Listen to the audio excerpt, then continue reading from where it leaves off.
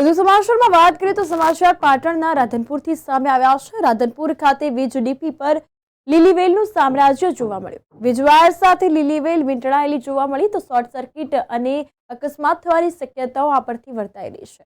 રાધનપુર ખાતે હાઈવેથી શહેરમાં પ્રવેશવાના મુખ્ય માર્ગ પર આવેલ વૃંદાવન સોસાયટી નજીક યુજીવીસીએલ દ્વારા નાખેલ ટ્રાન્સફોર્મર વીજપોલ પર લીલીવેલ લપેટાયેલી જોવા મળી છે। દ્રશ્યો જે છે આપ જોઈ રહ્યા છો તો અંતર્ગત અનેક સવાલો ઉભા થાય છે યુજીવીસીએલની કામગીરી પર।